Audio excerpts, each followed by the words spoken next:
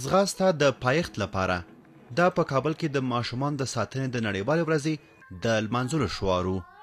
د ځغاستې په دغه سیالۍ کې د کابل 300 ماشومانو ګډون کړی و چې هدف یې د ماشومانو د حقونو ترلاسه کول او په ملي او نړیواله کچه له افغان ماشومان څخه ملاتړ و.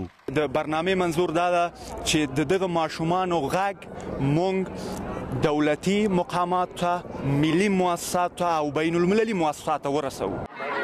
افغان ماشومان وایي هیلهمند چې حکومت په افغانستان کې محروم ماشومان وپیژني او د روغتیايي ښوونیزو خدماتونو پر رسولو کې ورته جدي پاملرنه وکړي. افغانستان کې تازه هیلې، دغه ماشومان د ښه ژوند په هیله دي.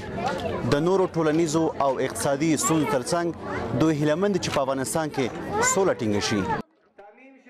غواړي چې مکتب وایي، بعضې ماشومان ډېر کولی نه شي چې هغوی غریب وي چې روپۍ نه لري چې مکتب وایي، کالي د مکتب کالي ځان ته نه شي اخیستی. اوس مهال په افغانستان کې 1.9 میلیونه ماشومان په دننه کور او یا بهر کې په کارونو لګیا دي، په داسې وخت کې چې 1.2 میلیونه نور ماشومان د کاري چاپیریال له پلوه له خطر سره مخ دي.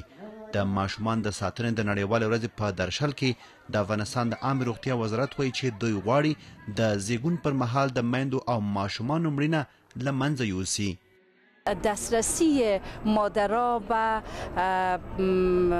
ماهرین ولادي ماهرینو ته د میندو لاسرسی، ښځینه کارکوونکو ته د میندو لاسرسی، د خوراک د پروګرام غوره کولی شي چې د ماشومانو او نوي پیدا شوي ماشومانو د مرګ کچه راټیټه کړي.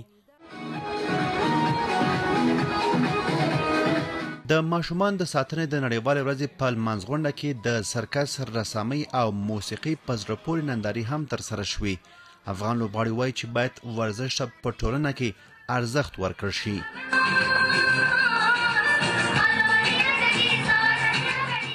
مضمون ورزش جدی بگیرین در په ښوونځیو او پوهنتونونو کې د ورزش مضمون ته جدي پاملرنه وکړئ، ځکه یو لوبغاړی کولی شي چې ښه بدن او سالم ذهن ولري، ځکه هغه ورزش کوي.